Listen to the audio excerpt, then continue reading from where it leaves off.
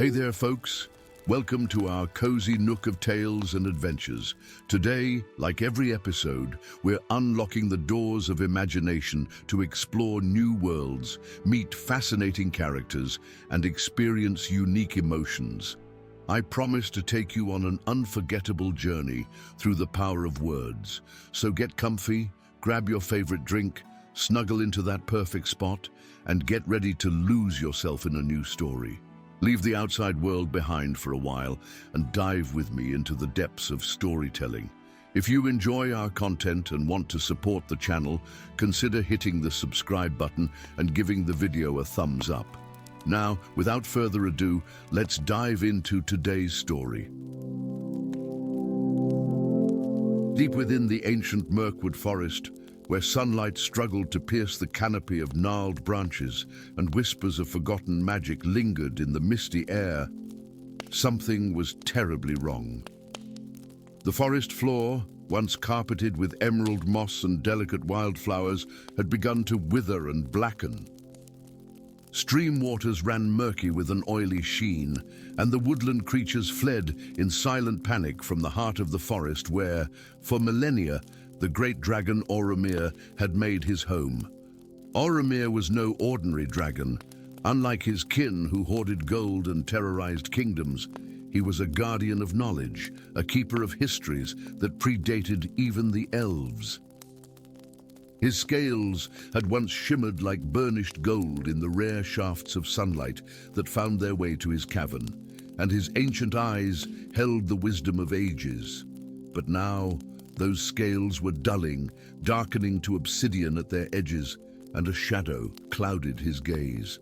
In the small village of Underhill, just beyond the western edge of Mirkwood, a hobbit named simply Hobbit awakened with a start, his small body drenched in sweat despite the cool autumn air. The strange markings on his skin, golden whorls and ancient symbols that had marked him since birth, burned with an intensity he had never experienced before. His dreams had been filled with the mournful song of a dying dragon, a melody so ancient and sorrowful that it lingered in his mind like the echo of a funeral dirge. "It calls to me," he whispered to the empty room, tracing the golden patterns on his forearm with trembling fingers. "Do the last wise one calls for help?" The village elders had always regarded Hobbit with a mixture of suspicion and reverence. His strange markings and uncanny ability to understand languages no one had spoken for thousands of years set him apart. He had spent his life translating ancient texts and collecting forgotten stories, living on the fringes of Hobbit society, more comfortable with his books and maps than with the merry gatherings his kind typically enjoyed. That morning, as mist clung to the rolling hills of Underhill, Hobbit packed a small bag with necessities, a journal bound in red leather, several vials of ink, dried fruits, and a small knife his father had given him.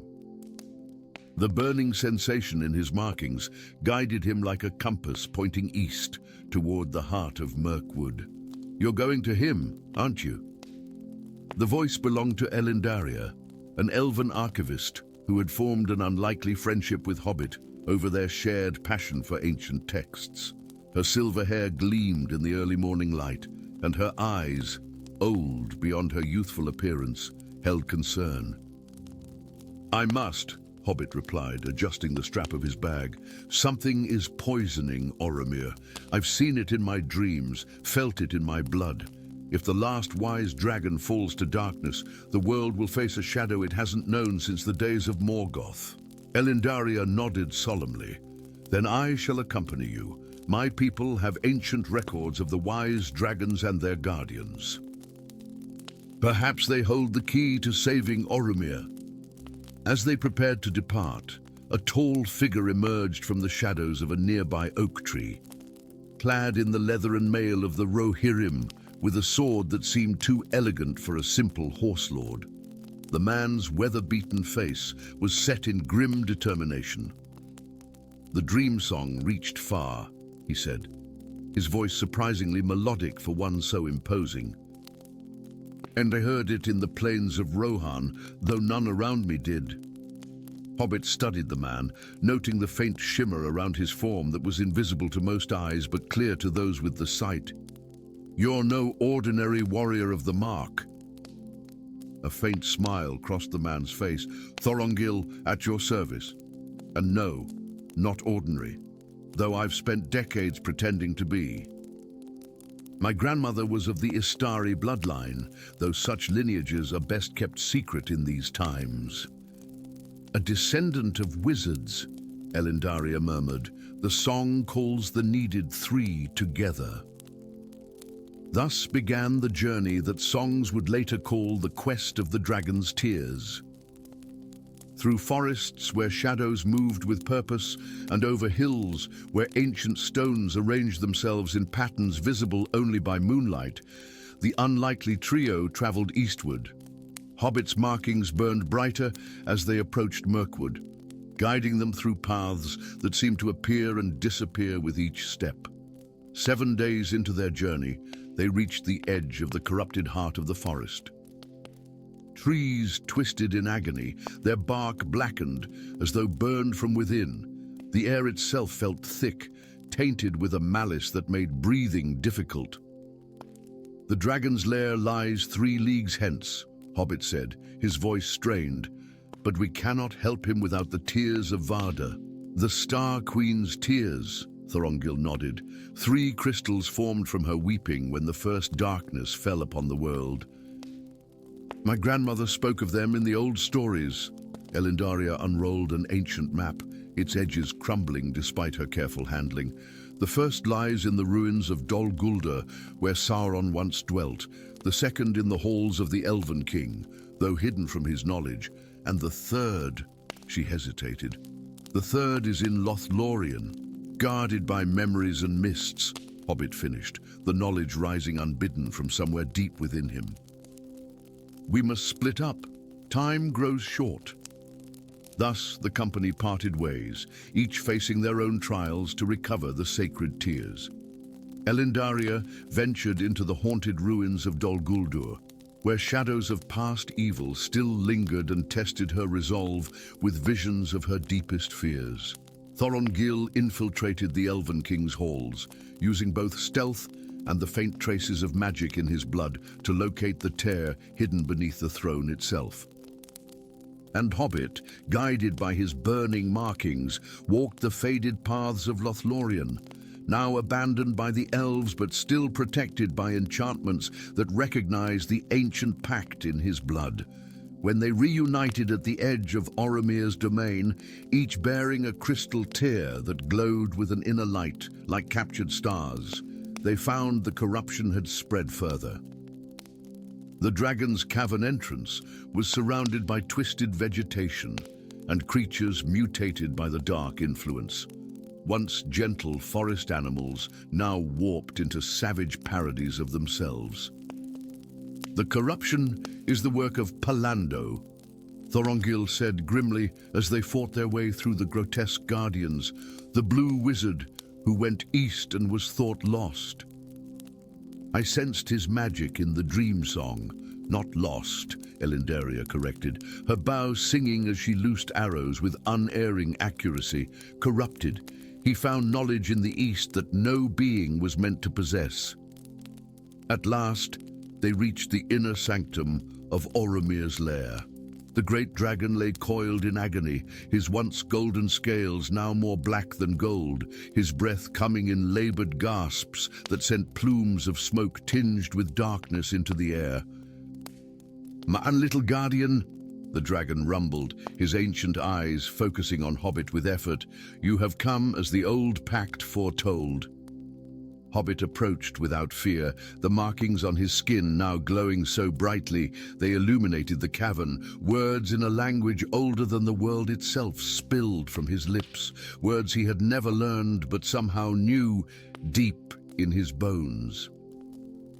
"Abil, we bring the tears of Varda, Wise One," he said, when the ancient incantation was complete, "to cleanse the poison from your blood and bind the darkness once more." As the three companions placed the crystal tears at specific points around the dragon's massive form, Hobbit continued the incantation. The tears began to glow, first softly, then with increasing brilliance, until they rivaled the stars themselves. Streams of pure light extended from each tear, connecting to form a triangle of power that surrounded Oromir. The dragon roared in pain as the light penetrated his scales, driving the corruption out like poison from a wound. The blackness seeped from him, forming a writhing mass that took shape as a spectral figure, blue-robed and terrible in its fury.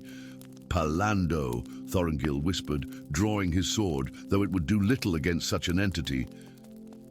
The corrupted wizard's form lunged toward Hobbit, recognizing him as the source of the purifying ritual. But before it could reach him, Oromir's tail swept around, interposing between the Hobbit and the threat. The dragon opened his massive jaws and released not fire, but a song, a melody so pure and ancient that it seemed to reshape reality itself around them.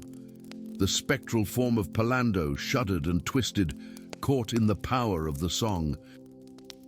Ilindaria and Thorongil joined in, adding their voices to the dragon's melody, guided by some instinct deeper than thought. Hobbit's markings blazed like the sun as he completed the harmony, his small voice somehow carrying the weight of the ancient pact made between his ancestors and the wise dragons. In a final, terrible shriek, the corrupted essence of Palando was bound and banished, not destroyed, for such power cannot be unmade, but imprisoned in the spaces between worlds where it could do no harm. As silence fell in the cavern, Oromir's scales slowly regained their golden luster. The dragon regarded the three companions with eyes clear and wise once more. "The song continues," he rumbled, his voice stronger now. "And though Palando is bound, his work has only begun. He sought to corrupt me to reforge reality itself, to unwrite the music of the Ainur and replace it with his own discordant melody." Hobbit nodded, suddenly understanding the full scope of what they had prevented and what still lay ahead. "Then we must continue our quest." "Together," Ilindaria added, placing a hand on Hobbit's shoulder. "For the song of the world," Thorongil concluded, his wizard's blood stirring with purpose. Outside the cavern, the corruption had already begun to recede from the forest. New green shoots pushed through the blackened soil, and clean air replaced the tainted miasma. But far to the east, beyond the boundaries of known maps, a blue-tinged storm gathered strength, and whispers of a new discord began to spread through dreams across Middle-earth. The song of the wise dragon had been preserved, but the greater symphony was only beginning. Story 2. The ancient stones of Hogwarts Castle groaned in the midnight hour, a sound not of settling foundation, but of magic unraveling. In the highest tower, the headmistress's office, silver instruments that had monitored the school's protective enchantments for centuries, suddenly stilled, their delicate parts frozen mid-spin. Portraits of former headmasters stirred in their frames, exchanging worried glances as Minerva McGonagall pressed weathered fingers against the castle wall, feeling the pulse of magic that had sustained Hogwarts for a millennium grow dangerously faint. "The wards are failing," she whispered to the empty room, just as the prophecy foretold. Far below, in Gryffindor Tower, 17-year-old Octavius Wulfric bolted upright in his four-poster bed, awakened not by the castle's distress, but by the golden light emanating from his own palms. Since his 16th birthday, these episodes had occurred with increasing frequency, moments when his hands would glow like molten metal and ancient runes would appear temporarily etched into his skin. Tonight, however, was different.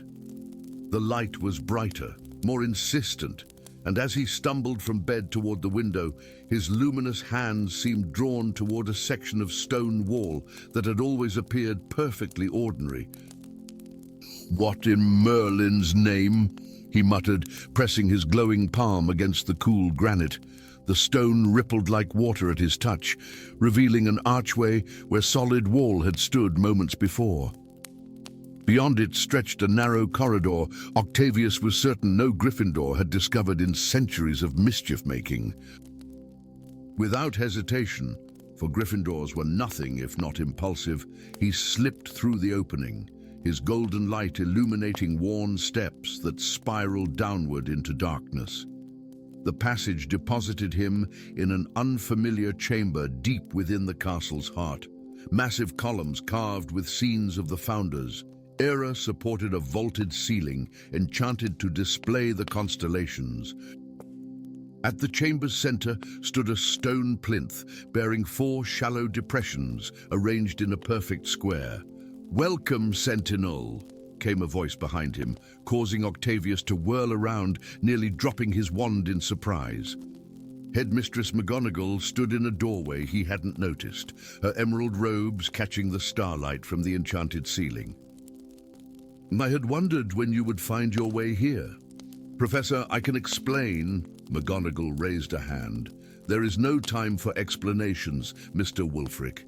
The castle's defenses are failing, and you have finally manifested the gift of your bloodline." "My bloodline," Octavius repeated, bewildered. He was half-blood, his mother a witch, his father a muggle historian, with no particular magical heritage he knew of. "Then the Wulfric line has guarded Hogwarts since its founding," McGonagall explained, approaching the plinth, not through conventional means, but through a rare gift. "You are a sentinel, one who can see what is hidden, find what is lost, and restore what is broken." She gestured to the empty depressions on the plinth. These once held the founders' relics, 4 elemental artifacts that anchor the castle's protective enchantments. For centuries, they remained in place, but now they have vanished, and with them, Hogwarts' oldest defenses. Dawn found Octavius in the headmistress's office, still reeling from revelations about his heritage. Across from him sat a girl he recognized but had never spoken to, Celine Nightshade, a Slytherin 7th year, known for her brilliant but ruthless approach to academia. Her obsidian eyes regarded him with thinly veiled skepticism. "Well, this is your secret weapon, headmistress. A Gryffindor who's never shown particular aptitude for anything beyond Quidditch." Her voice carried the cultured accent of old wizarding nobility. "I didn't ask to be here either," Octavius retorted, feeling his temper rise. The golden light flickered briefly across his knuckles. "Fascinating," Celine murmured, leaning forward. "The Sentinel's glow." "I thought it was merely legend." A soft pop interrupted them as a house elf appeared, but unlike any Octavius had seen at Hogwarts, this elf stood taller, wore a midnight blue robe embroidered with stars, and carried himself with unmistakable dignity. "Phelan has prepared the archive as requested. Headmistress," the elf announced, his voice deeper than typical for his kind. "Thank you, Phelan," McGonagall nodded. "Mr. Wulfric, Miss Nightshade. Phelan is the keeper of forgotten knowledge at Hogwarts, and the last of the elves who served the founders directly. His assistance will be invaluable." "A human, a witch, and an elf," Phelan observed, his ancient eyes moving between Octavius and Celine. As it was when the relics were first hidden, the pattern repeats. The unlikely trio spent the following days searching the castle's most obscure archives.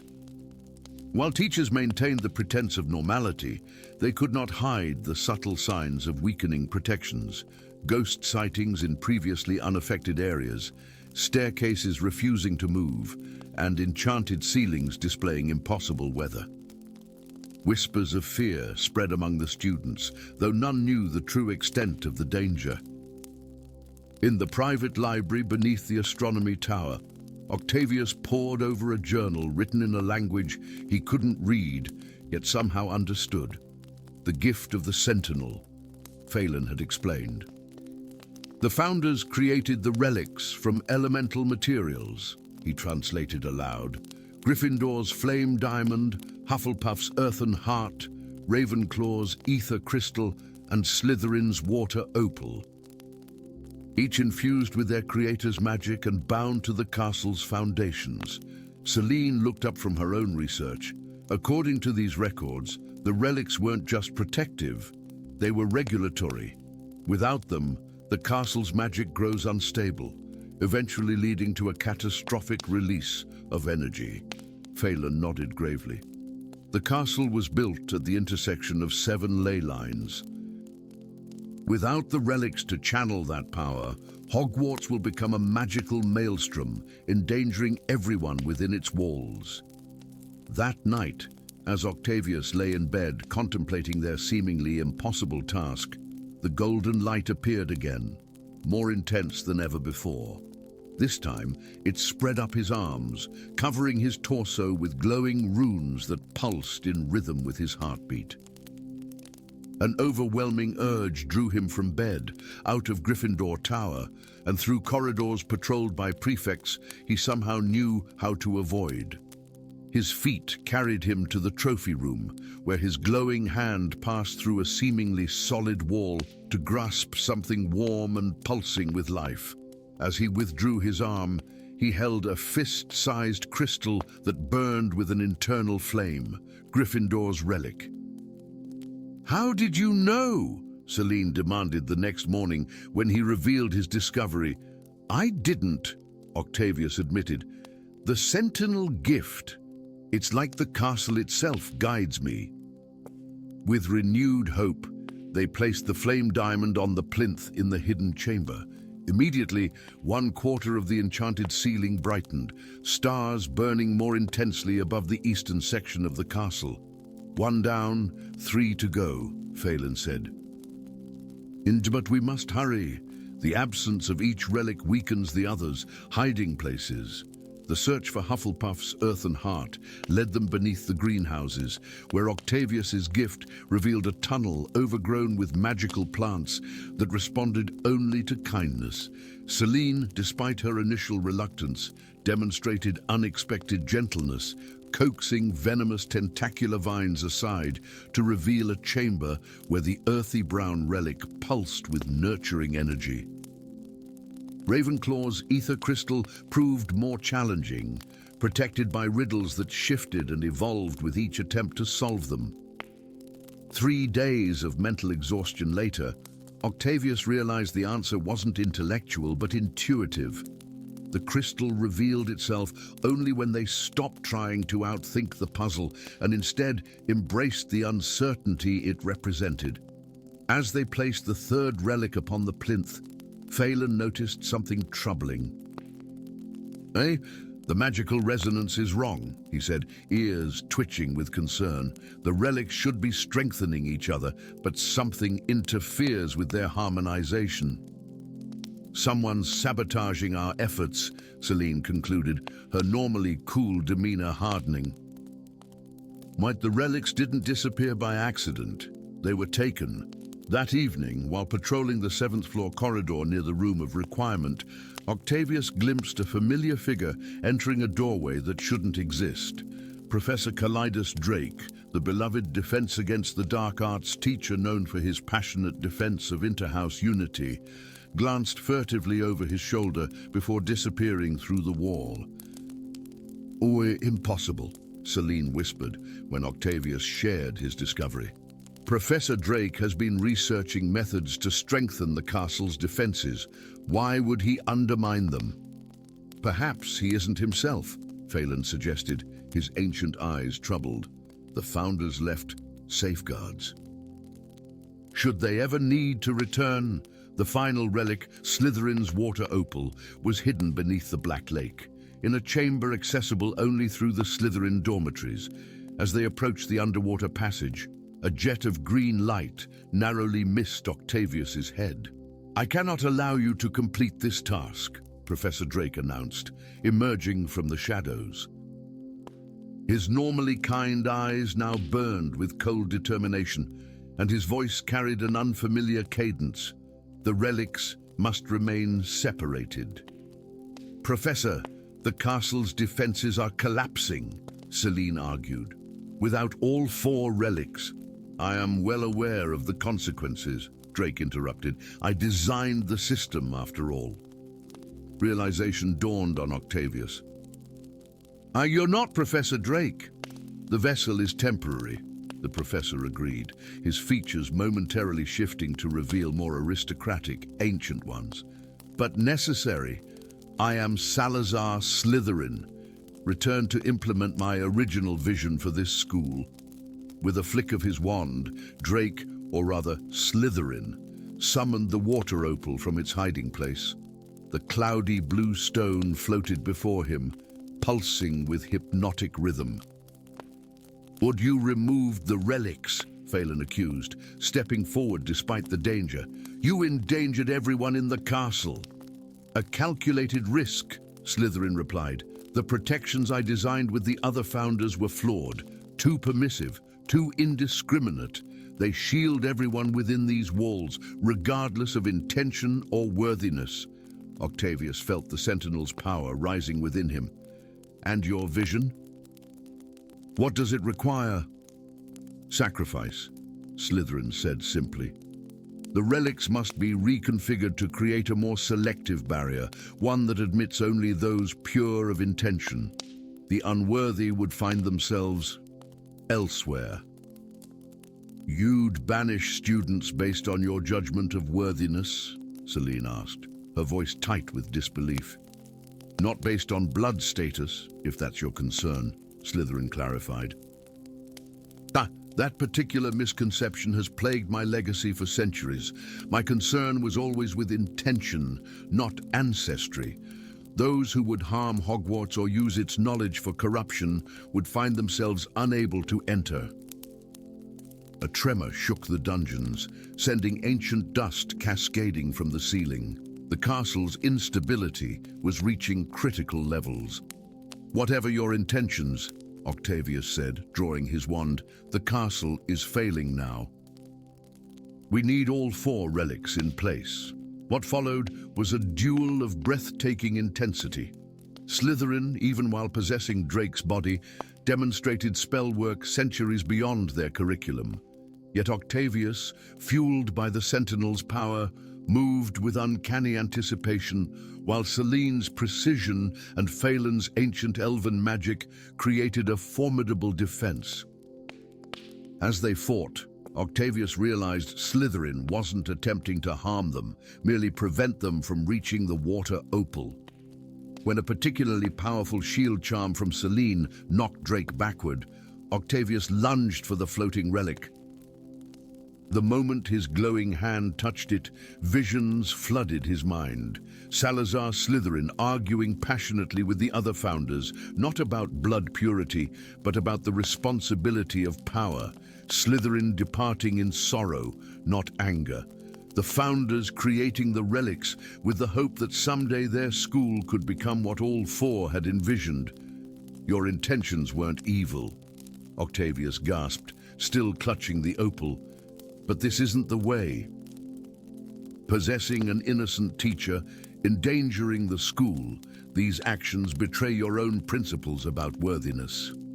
Drake's possessed form stilled, considering, perhaps the centuries have distorted my perspective as much as they've distorted my legacy. Another violent tremor shook the castle, more powerful than before. Dust and stone rained down around them. There's no more time, Celine urged. We must return all 4 relics now. With a nod, Slytherin released his hold on Professor Drake, who collapsed unconsciously to the floor. Complete your task, Sentinel, but know that someday Hogwarts must evolve beyond mere protection to true discernment. They barely reached the central chamber in time. As Octavius placed the final relic upon the plinth, the 4 stones began to rotate, generating a vortex of elemental magic that surged upward through the castle. Throughout Hogwarts, failing enchantments rekindled, moving staircases resumed their paths, and protective wards blazed back to life with renewed strength. In the days that followed, As Professor Drake recovered with no memory of his possession, Octavius found himself drawn repeatedly to the hidden chamber. There, with Selena and Phelan, he studied the relics that now pulsed in perfect harmony. Slytherin wasn't entirely wrong, Selene admitted reluctantly. The castle's protections are indiscriminate. They've sheltered those who brought darkness within these walls as readily as they've sheltered the innocent. Phelan nodded. The founders were visionaries, but even they could not foresee every challenge Hogwarts would face. Octavius stared at his hands, where golden light still occasionally flickered beneath his skin. Perhaps that's why the Sentinel gift persists through generations. Not just to find what's lost, but to guide what must evolve. As if in response, the four relics pulsed in unison, sending a spiral of multicolored light upward through the castle. For a brief moment, Octavius sensed Hogwarts not just as stone and mortar, but as a living entity, ancient, wise, and ever-changing. The school had weathered 1,000 years of magic, conflict, and transformation, yet its heart remained the same, a sanctuary for those who sought knowledge, regardless of their origins. And as the golden light faded from his hands, Octavius understood that his journey as Sentinel had only just begun. Story 3. The Celestis comet blazed across the midnight sky above Hogwarts Castle, its sapphire tail leaving shimmering echoes in the firmament. Unlike ordinary celestial wanderers, this visitor arrived only once every 7 centuries, trailing ancient magic in its wake. In the highest chamber of Ravenclaw Tower, 17-year-old Cassiopeia Blackwood stood alone at her window, mesmerized by the spectacle that had drawn every student and professor to the castle grounds below. But Cassiopeia saw what others could not. The comet's light formed intricate, luminescent patterns in the air, weaving symbols that pulsed with meaning just beyond her comprehension. As the comet reached its zenith, the symbols intensified, swirling around her slender fingers like affectionate familiars. Then, without warning, they converged into her chest, sending her staggering backward. The astronomy books on her shelf trembled, then crashed to the floor as a previously invisible compartment in her wall slid open with a resonant hum. Within lay a book unlike any in the Hogwarts library, ancient, bound in what appeared to be leather infused with stardust, its cover emblazoned with constellations that shifted position as she watched.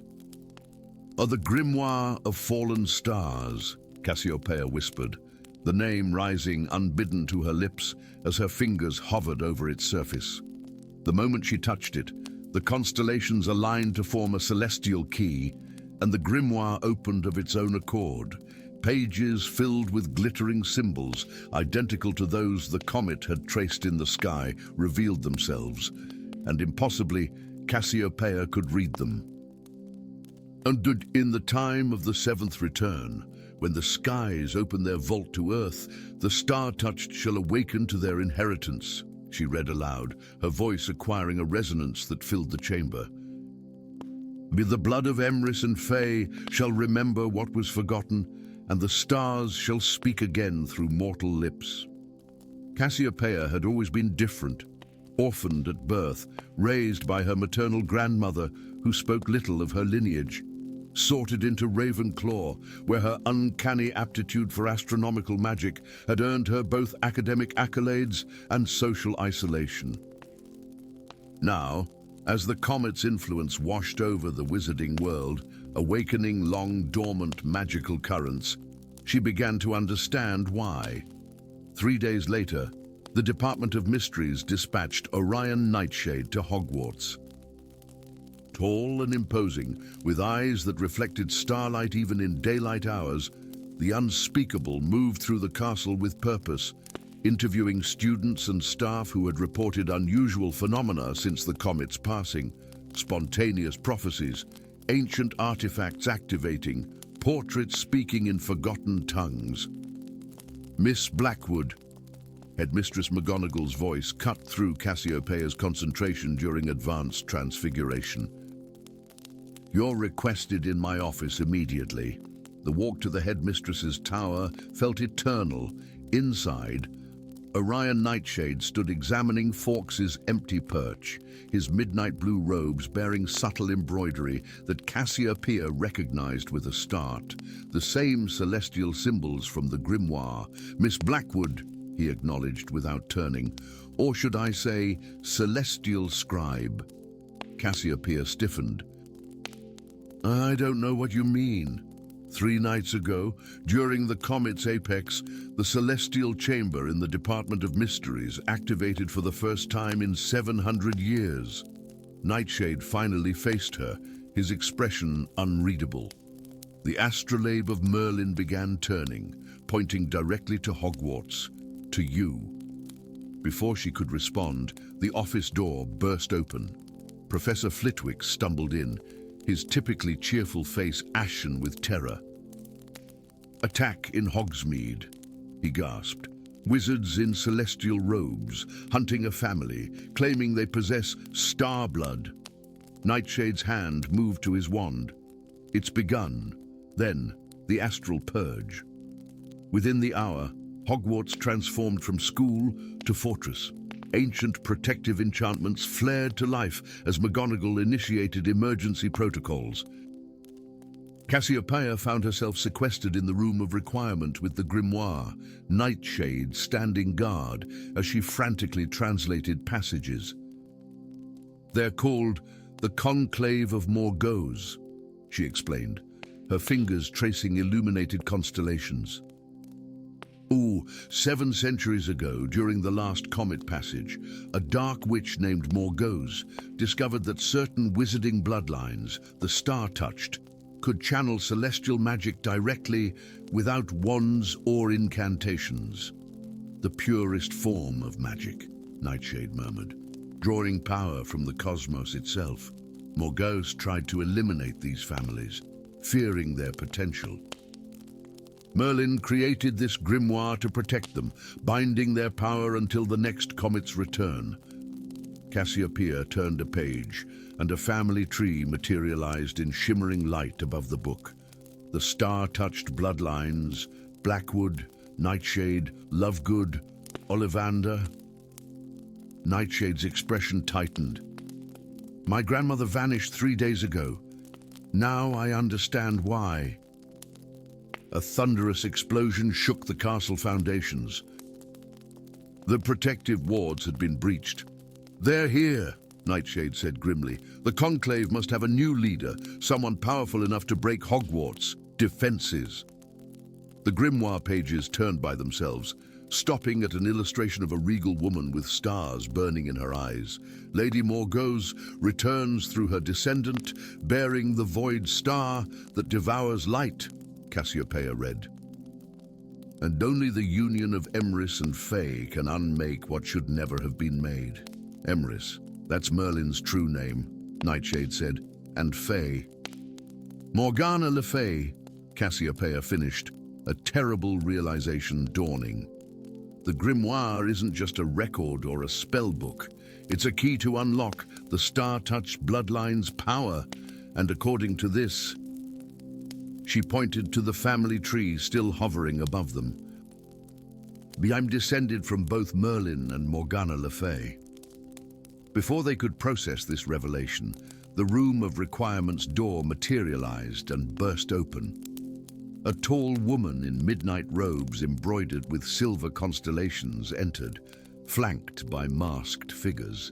Her face bore an aristocratic beauty marred by cruelty, and around her neck hung an obsidian amulet that seemed to absorb light from its surroundings. "Lady Selene Nightshade," Orion whispered, shock evident in his voice. "Grandmother?" "Hello, grandson," she replied with glacial calm. "I see you found the celestial scribe. How convenient." Cassiopeia clutched the grimoire tighter.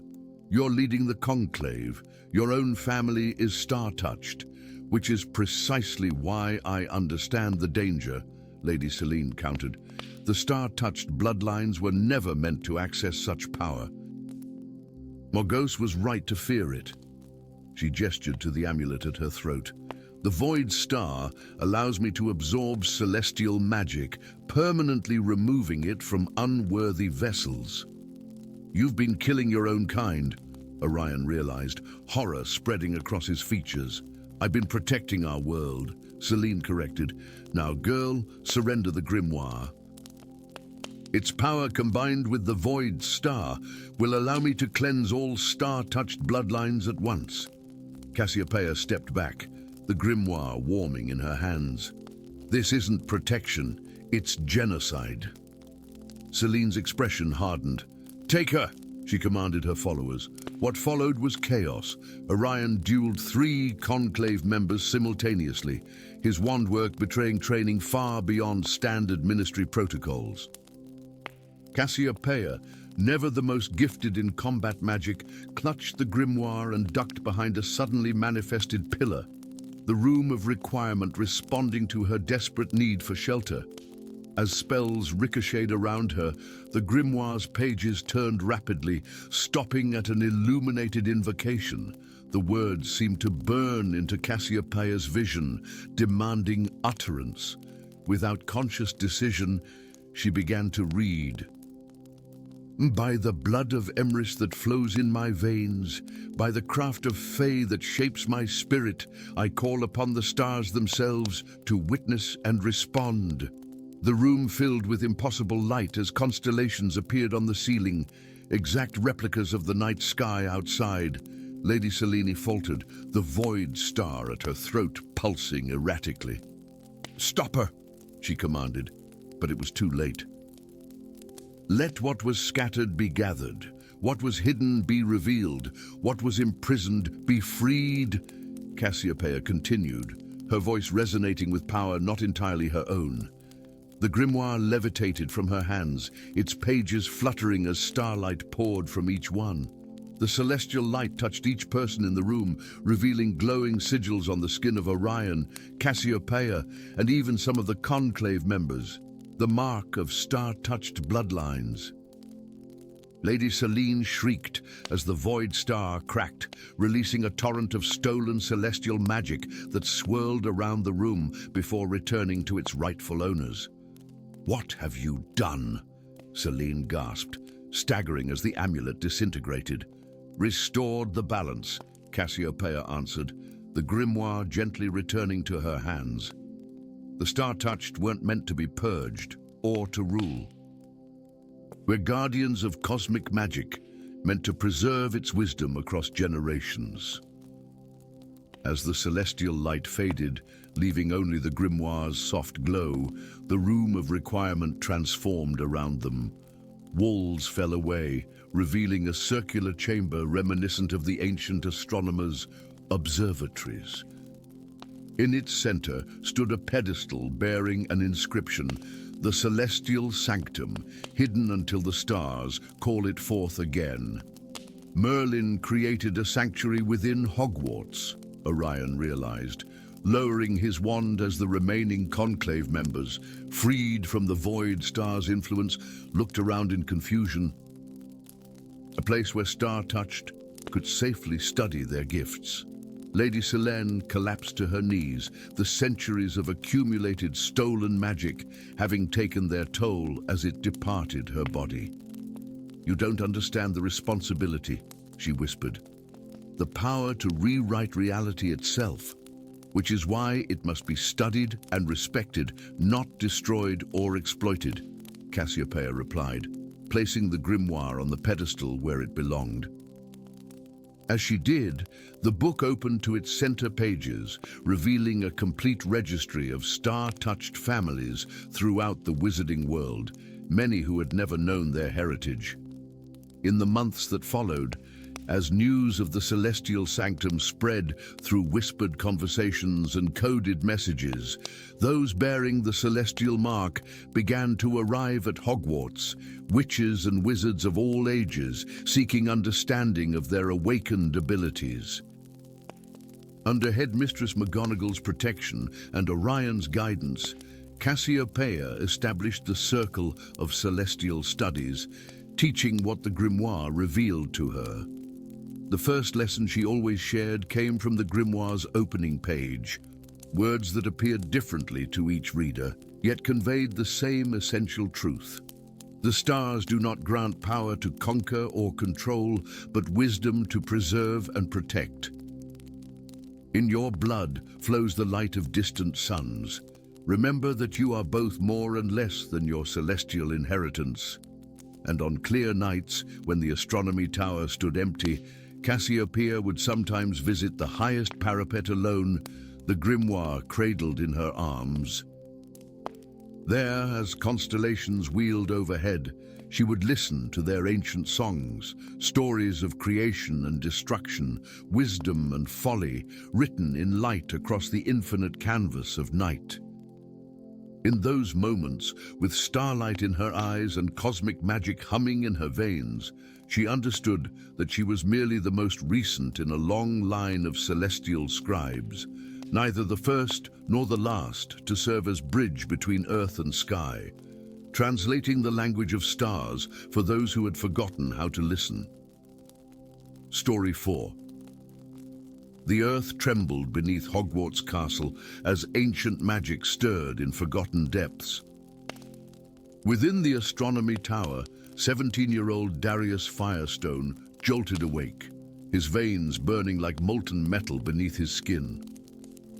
The mark of Draco, a scaled pattern that wrapped around his forearm in iridescent hues of crimson and gold, glowed with an intensity that illuminated the darkened dormitory.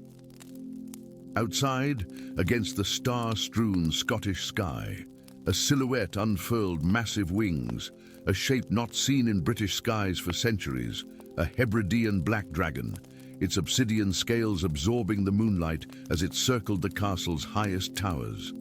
It was the third dragon sighting this month. The Ministry of Magic's Obliviators worked tirelessly across continents, erasing Muggle memories as dragons emerged from mountain caverns, oceanic depths, and forgotten forests worldwide. The statute of secrecy hung by a thread as thin as a unicorn hair. "It's calling to you again, isn't it?" whispered Ember, a dragon fae no larger than a snidget, her luminescent wings casting prismatic patterns across Darius's face as she hovered before him.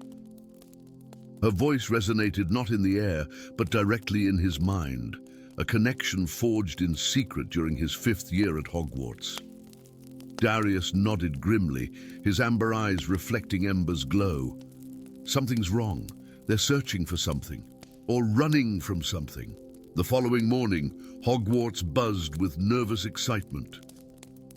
A delegation of students from Castelo Bruxo, the Brazilian wizarding school, renowned for its expertise in magizoology, was scheduled to arrive for a symposium on magical creature conservation. Darius, despite his outstanding marks in care of magical creatures, had been expressly forbidden from attending by Headmistress McGonagall, an exclusion that stung but didn't surprise him. The Firestone name carried weight in the wizarding world, though not the kind that opened doors. Centuries ago, Darius's ancestors had led the great dragon culling, slaughtering hundreds of dragons for their magical properties until the beasts retreated from the world of men. The family's grimoire, a massive tome bound in what was rumored to be dragon hide, detailed the spells used to subjugate the creatures, along with a curse that befell the family line. One child, each generation would bear the mark of Draco, forever connecting them to the dragons their ancestors had betrayed. Daydreaming about setting more creatures loose, Firestone. Helena Stormchaser's cool voice interrupted his thoughts as she slid onto the bench across from him in the Great Hall. Her Slytherin robes contrasted sharply with the emerald eyes that assessed him with calculating precision. "I didn't release that Swedish short snout during last year's Quidditch final, Stormchaser," he replied, the familiar defense tasting bitter on his tongue. "Being near the pitch when it happened doesn't make me responsible." Helena's lips curved into something not quite a smile. "Perhaps, but your affliction makes for a convenient explanation." Before Darius could retort, The great doors of the hall burst open. Professor Longbottom staggered in, his robes singed and face smudged with soot. "Dragon!" he gasped. And on the grounds, the Castello Bruxo carriages. The hall erupted into chaos as students scrambled toward windows. Outside, a massive Peruvian viper tooth circled the arriving delegation, its copper scales gleaming in the morning sun as it released jets of flame toward the ornately carved carriages pulled by Castello Bruxo's guardian creatures, the Caipora. Without thinking, Darius bolted from the hall, ignoring the shouts of professors ordering students to remain inside. His mark burned with increasing intensity as he sprinted across the grounds. Through the dragon's eyes, he sensed confusion, fear, not aggression. It wasn't attacking, it was warning. As he neared the scene, time seemed to slow. The dragon's massive head swung toward him, vertical pupils dilating as their gazes locked. In that moment, understanding flowed between them. Images of darkness rising from Earth's core, of an ancient hunger-consuming magic itself, of dragons fleeing a shadow that devoured their kind. "Draconifera somnium," shouted multiple voices as ministry officials apparated onto the grounds, sleep spells striking the dragon simultaneously. The massive creature faltered mid-air, then plummeted toward the earth, directly above the Castello Bruxo students who had taken cover beneath the groundskeeper's hut. Without hesitation, Darius thrust his marked arm skyward. "Draconiforce levitas," he commanded, a spell he'd never learned but somehow knew, words pulled from his very blood. Golden light erupted from his mark, enveloping the falling dragon. Its descent slowed, as if caught in amber, allowing the students to scramble to safety before the beast settled gently onto the ground, slumbering peacefully. The silence that followed lasted only moments before accusations flew. By sunset, Darius stood before the Wizengamot, his wand confiscated, his trunk packed. The ministry's decision was swift and uncompromising. Expulsion from Hogwarts for endangering students through unauthorized use of dark magic related to dragon control. Arts forbidden since the International Dragon Treaty of 1709. "The dragon was trying to warn us," Darius protested, his voice echoing in the ministry's chamber. "Something is coming, something that hunts them. That's why they're surfacing worldwide." "Enough, Mr. Firestone." Minister Shacklebolt's deep voice cut through his pleas. "Your family's history with dragons makes your testimony suspect at best. Until we determine the full extent of your involvement with these incidents, you are prohibited from practicing magic." As guards escorted him from the chamber, a voice called out behind him. "Minister, if I may." Helena Stormchaser stepped forward, her posture impeccable as she addressed the Wizengamot. "As witnessing student and daughter of the Department of Magical Creatures, Director Sin, I request permission to conduct further investigation into Firestone's claims. If dragons worldwide are responding to a threat, ignoring such intelligence would be imprudent." 3 days later, Darius found himself in the unlikely company of Helena Stormchaser and Ragnar Grimson, a half-giant former dragon hunter who now operated the Dragon's Rest Sanctuary in the remote Scottish Highlands. The sanctuary, hidden beneath powerful disillusionment charms that made it appear as nothing more than a desolate mountainside to Muggle eyes, housed injured and endangered dragon species from across Europe. The dragons began acting strangely 2 months ago," Ragnar explained, his massive hands gentle as he tended to a wounded Welsh green. His weathered face, lined with scars and regrets, turned toward the mountain range, visible through the sanctuary's enchanted windows. Something's disturbed them deep in the earth, something old. "The magic devourer," Ember whispered in Darius's mind, having hidden in his pocket throughout his expulsion. She fluttered into view, causing Ragnar to step back in surprise. "Dragonfey," he breathed. "Thought they'd gone extinct centuries ago." "We hid," Ember replied, allowing both humans to hear her thoughts. "When the Devourer last awakened, it feeds on magic, magical creatures first, then wizard kind, then the very magic of the earth itself. It stirs once every 1,000 years. Helena's skepticism was palpable. If such a creature existed, it would be documented in the department's archives. Not if those who faced it didn't survive to record it, Darius countered, the mark on his arm pulsing in agreement, or if the records were hidden. That night, as they camped within the sanctuary's boundaries, Darius dreamed of a mountain that touched the clouds, its peak wreathed in ancient magic. Within its heart pulsed a darkness that consumed light, magic, life itself, expanding with each magical being it devoured. In the dream, dragons surrounded the mountain, their fire creating a barrier that contained the darkness, sacrificing themselves one by one to maintain the seal. He awoke with a name on his lips, Draconis Mons, the Mountain of Ancients. Ragnar's eyes widened. "It's real." "I thought it was just a story dragon hunters told, a mountain where the first dragons were born from the earth's magic." "It's our only hope," Darius said, conviction strengthening his voice. "The dragons are trying to reinforce the seal that's weakening. That's why they've resurfaced, to return to their birthplace and contain the Devourer before it fully awakens." Their journey to Draconis Mons took them across Europe and into the mist-shrouded Carpathian Mountains, where reality itself seemed to bend around certain peaks. Guided by Ember and the pull of Darius's mark, they navigated ancient wards and paths hidden since the founding of the first wizarding settlements. With each passing day, Darius's connection to dragonkind strengthened.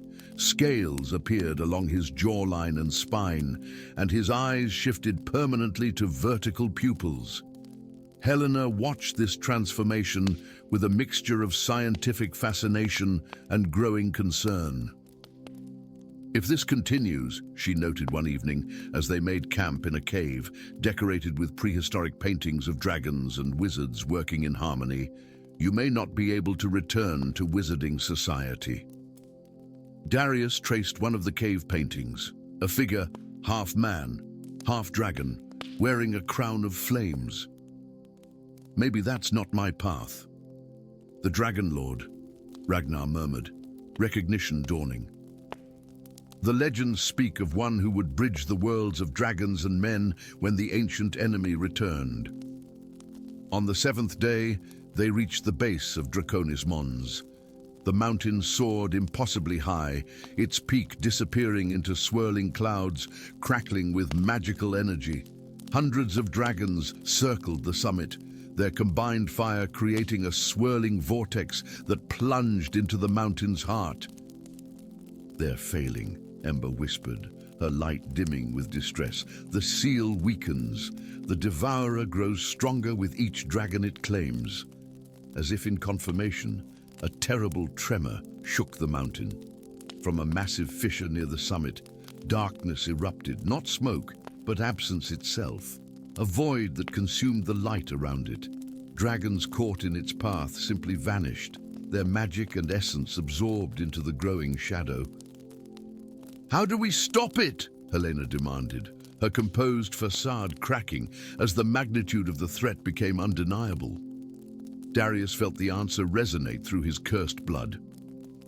"The first Dragon Lords created the seal with blood magic, the willing sacrifice of human and dragon magic combined. My ancestors betrayed this pact, hunting dragons for their power instead of honoring the alliance. And now the debt comes due," Ragnar concluded grimly. Darius nodded, the mark of Draco blazing like a small sun on his arm. "I need to reach the heart of the mountain, the sealing chamber.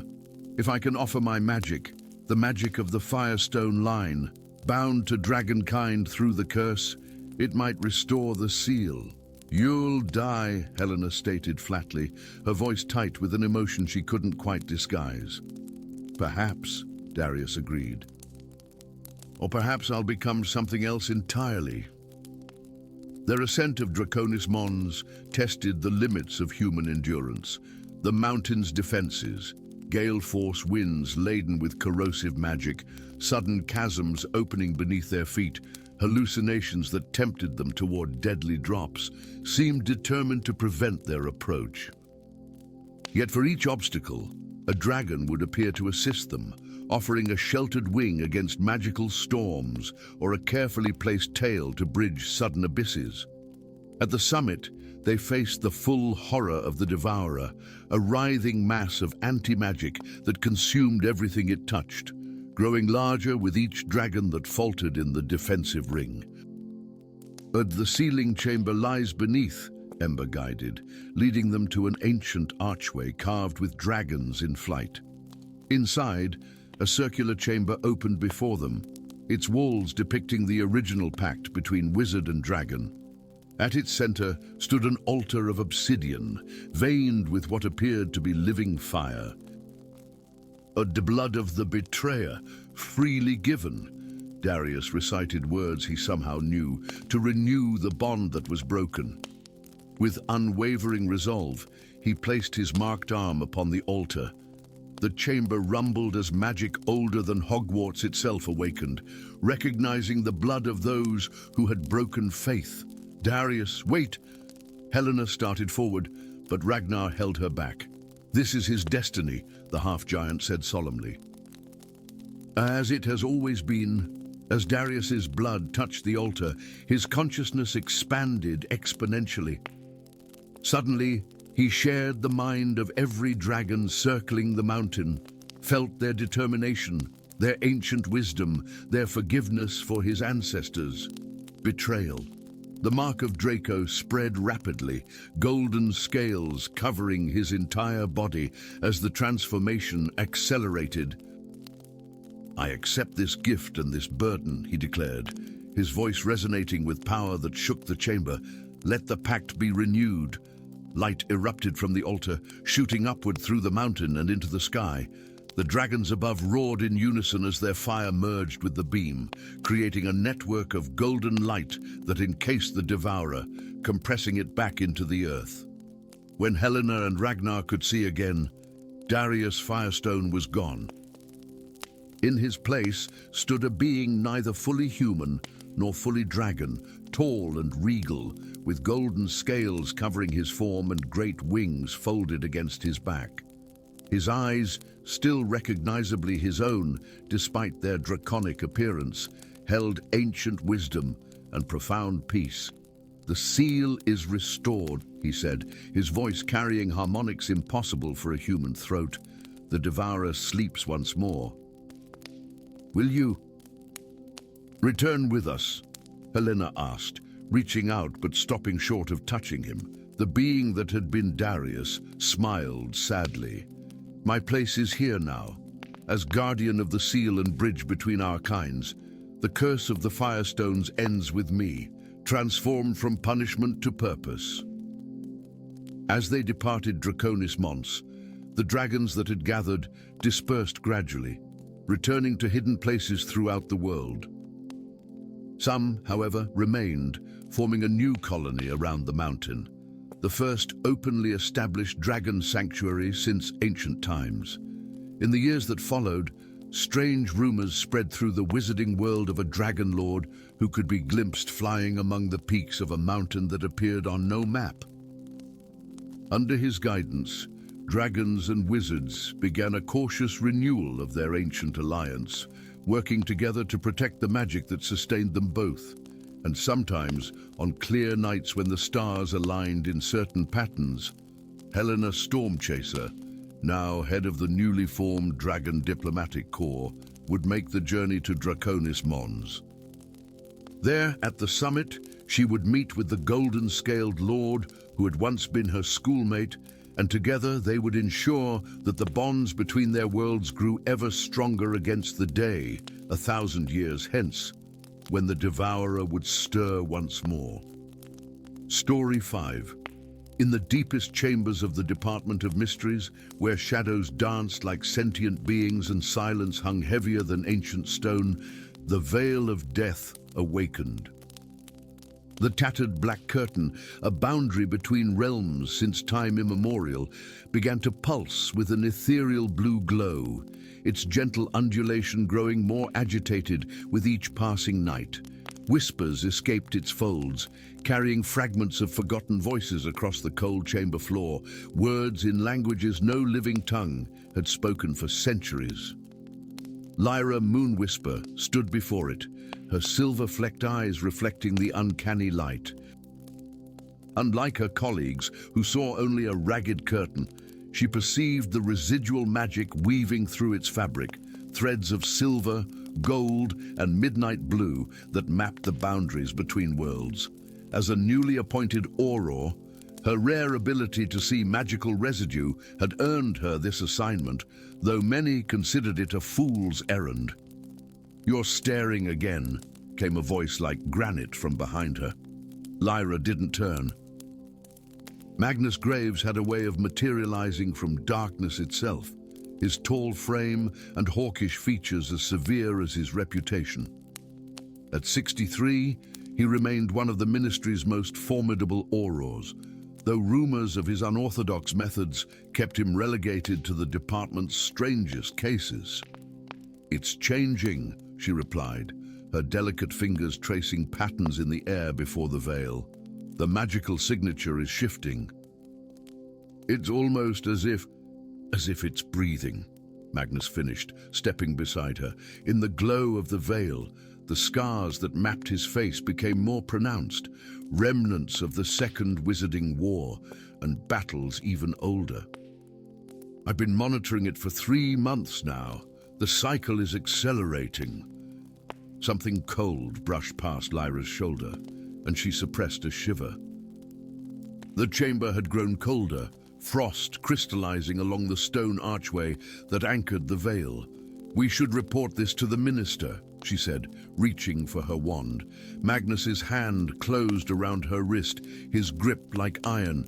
"Not yet. There are complexities you don't understand." Before Lyra could respond, a figure emerged through the chamber entrance. Archibald Winters, head of the Department of Mysteries, his perpetually worried expression deepened by the strange light. "It's happening again," he announced without preamble. "St. Mungo's reports 17 patients conversing with deceased relatives. The portraits at Hogwarts are abandoning their frames. And 3 ghosts in Diagon Alley have simply vanished." Magnus released Lyra's wrist, his expression unreadable. "The boundaries are thinning." "Impossible," Winters muttered, though his voice lacked conviction. "The veil has stood since the Ministry's founding. Nothing can destabilize it. Nothing we know of," Magnus corrected. Later that night, as Lyra climbed the narrow stairs to her flat in Horizont Alley, exhaustion weighed on her like a stunning spell. 3 days without proper sleep had left her mind raw, too sensitive to the magical currents that flowed unseen through London. She fumbled with her keys, then froze. Her wards had been disturbed. With practiced caution, she drew her wand and pushed the door open. Sitting at her kitchen table, illuminated by moonlight, was a man she had never seen before. Handsome, with aristocratic features and eyes that held too much knowledge for someone so young. "You can lower your wand, Aura Moonwhisper," he said, his voice oddly hollow. "I'm hardly a threat in this form." Lyra kept her wand level. "Who are you?" Regulus Arcturus Black. When she didn't react, he smiled thinly. "History has forgotten me, it seems. I was once heir to the noble and most ancient House of Black, before I died defying the Dark Lord." "You're a ghost," Lyra said, though she knew immediately this wasn't true. Ghosts had a distinctive magical signature. This being before her was something else entirely. Not quite. Regulus gestured to the empty chair across from him. "I'm caught between states." neither living nor dead nor ghost. I've been trapped between realms since my death, watching from the other side of the veil. Why show yourself now?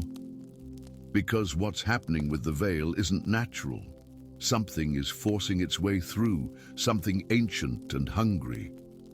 His form flickered like a candle flame.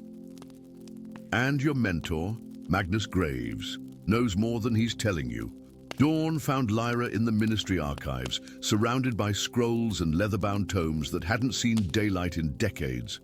Her search had yielded little until she uncovered a slender volume bound in midnight blue, its pages filled with cramped writing in a language she didn't recognize.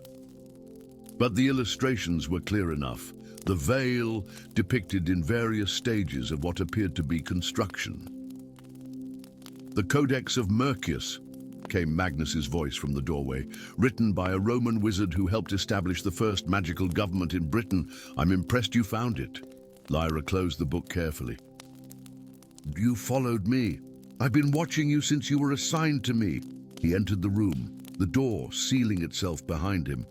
You're different, Lyra, born during the solstice, in the moment between life and death. Your mother's heart stopped during your birth, then started again. Did you know? She hadn't, but kept her expression neutral. What does that have to do with the veil? Everything. Magnus sat across from her. There are rare individuals born in that liminal space. Veil weavers, they were called in older times. They can see the fabric of the boundary between worlds, and in extreme cases, manipulate it. Like how I see residual magic. That's merely a fraction of what you might be capable of. His eyes, usually cold, held an unexpected intensity. The veil wasn't built by the Ministry, Lyra. It's far older, created to imprison an entity known as Thanatos. Death?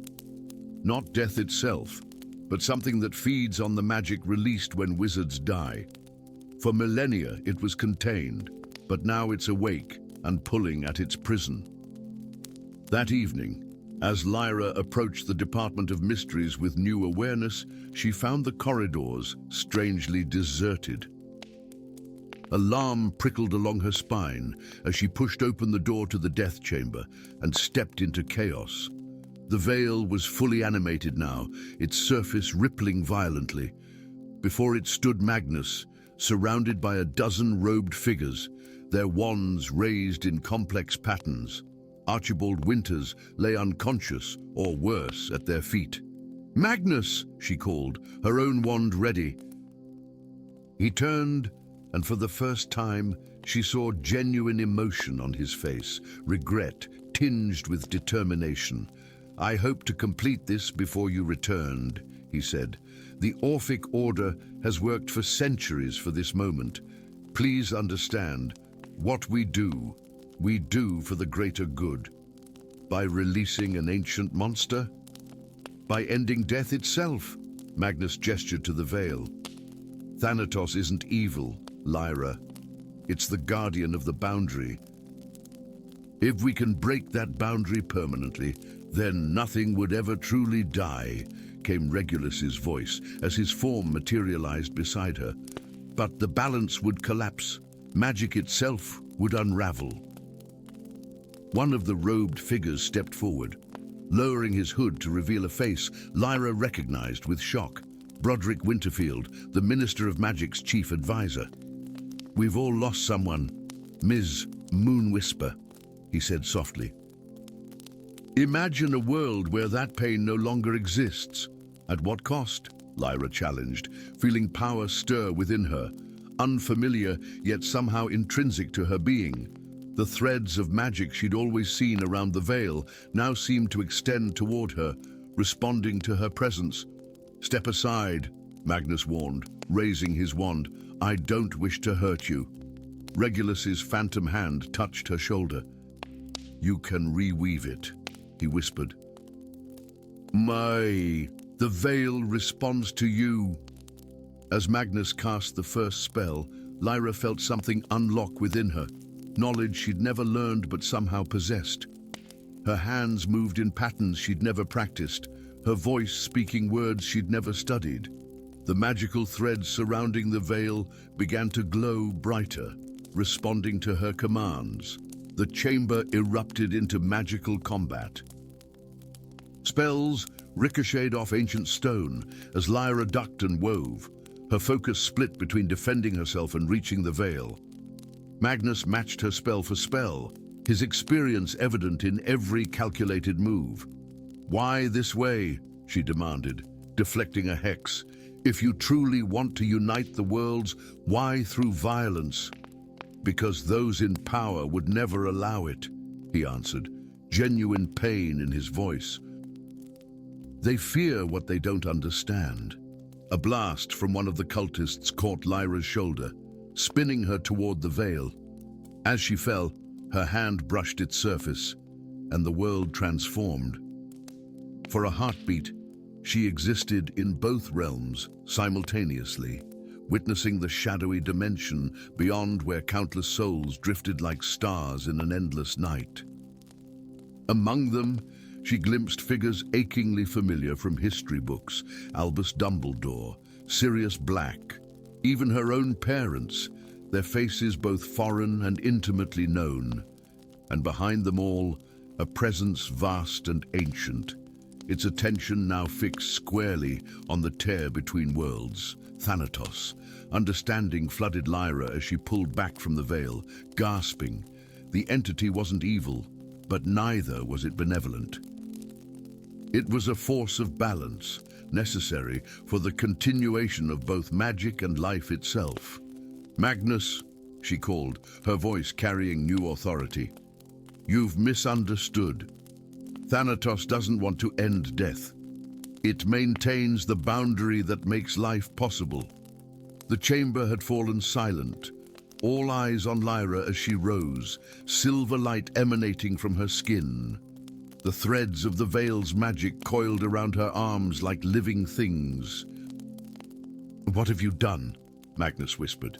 "What I was born to do," Lyra answered, understanding her purpose at last. "I'm repairing what you've broken." With movements that felt as natural as breathing, she began to reweave the torn fabric of the veil, mending the boundary between worlds. The cultists' spells dissipated harmlessly against her work. Even Magnus lowered his wand, watching with something like awe as the ancient magic responded to her will. As the final threads settled into place, the chamber grew still. The veil hung motionless once more, though now Lyra could see that its pattern had changed, strengthened against future interference. Regulus stood beside her, his form more substantial than before. "You've done what no one has managed in 1,000 years, he said quietly.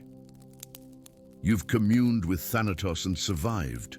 The balance must be maintained," she replied, words that felt borrowed from someplace beyond herself.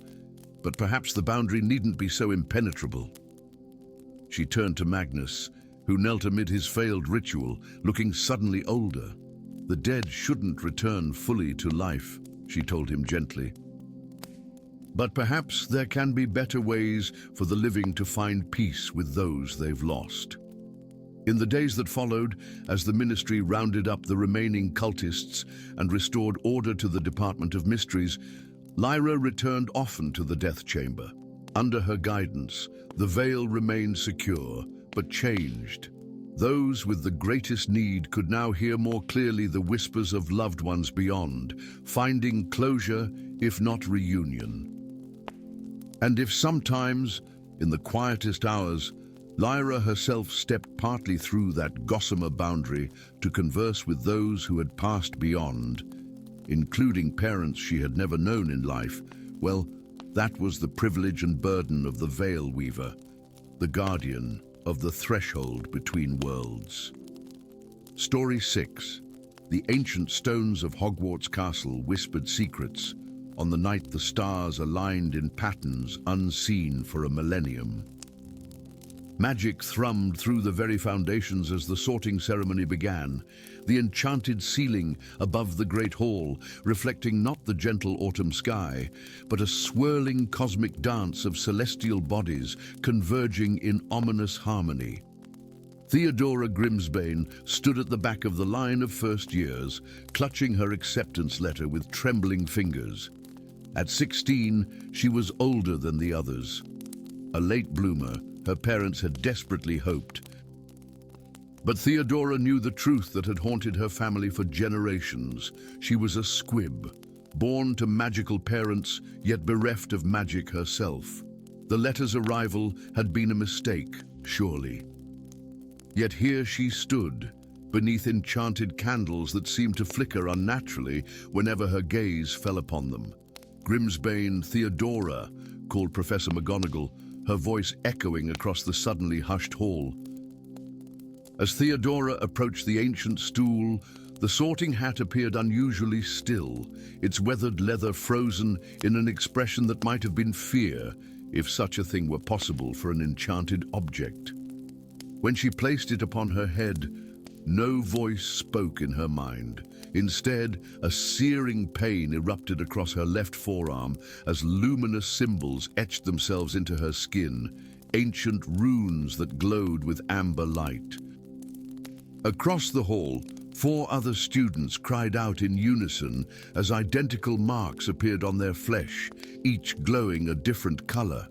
Ezra Blackwood of Slytherin blazed with emerald runes, while Lyra Winterhaven of Ravenclaw's marks shimmered sapphire blue. From Hufflepuff, Owen Thornfield's skin illuminated with golden symbols, and at the Gryffindor table, Callum Firebrand's forearm burned ruby red. "The pentagram awakens," hissed the sorting hat, its voice no longer congenial but ancient and terrible. "The covenant stirs from slumber." The ceiling above shattered like glass, though no fragments fell. Instead, the illusion of sky dissolved to reveal a void beyond, a roiling mass of primordial energy that pulsed with malevolent intent. For one terrifying moment, something vast and incomprehensible peered through, its attention focused on the 5 marked students. Then, reality reasserted itself with a thunderous crack as Headmaster Dumbledore's magic sealed the breach. His wand raised and his usually twinkling eyes grave with knowledge too heavy to share. "The marked students will come with me," he commanded, his voice brooking no argument. "The rest of you will return to your dormitories. Professors, secure the castle." The headmaster's office had transformed itself, expanding beyond its usual dimensions to accommodate 5 ornate portrait frames that had never been there before, each depicting one of Hogwarts' founders, including a 5th figure history had forgotten. The portraits' eyes followed the 5 students as they entered, their painted faces animated with expressions ranging from satisfaction to grim resignation. "It was not supposed to happen for another century," said the portrait of Helga Hufflepuff, her usually kind face tight with worry. "The stars have aligned prematurely," replied Salazar Slytherin, his calculating gaze assessing each marked student. "The barriers weakened faster than we anticipated." Theodora stared at her glowing runes, which pulsed in time with her racing heart. "What's happening to us?" she demanded, finding courage in confusion. "I shouldn't even be here. I have no magic." The forgotten founder spoke then, a stern-faced woman with silver hair and eyes like twin eclipses. "You have the oldest magic of all, child. You are quintessence, the void that binds the 4 elements. The absence that defines presence. You 5 are the heirs of the primordial pact," explained Rowena Ravenclaw. "Every millennium, 5 are chosen to renew the bindings that keep the ancient ones at bay. Entities from beyond the veil of reality who hunger for the raw power of unformed magic. A millennium ago, we 5 discovered that magic itself was not a gift, but a leash," added Godric Gryffindor, his booming voice subdued. "Yea, what wizard's channel is but a fraction of true power, filtered through the constraints of a cosmic pact. Over the following weeks, as autumn deepened around Hogwarts, the 5 students struggled to comprehend their new reality. Ezra commanded earth magic that could shake the foundations of the castle with a thought. Lyra's affinity for air allowed her to hear thoughts carried on the breeze from miles away. Owen's water magic could call rain from clear skies or heal grievous wounds with morning dew. Callum's mastery of fire manifested as both destructive force and purifying light. And Theodora, supposedly magicless Theodora, discovered that her power was to negate the others, a counterbalance that could extinguish their abilities with a touch or amplify them beyond measure when working in harmony.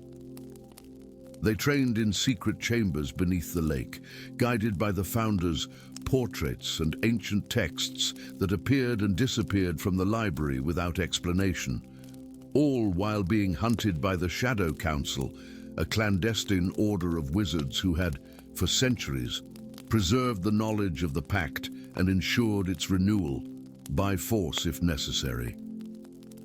The Council believes the pact must be maintained at all costs, explained Professor Phileas Flitwick, who revealed himself as a reluctant informant for the ancient order.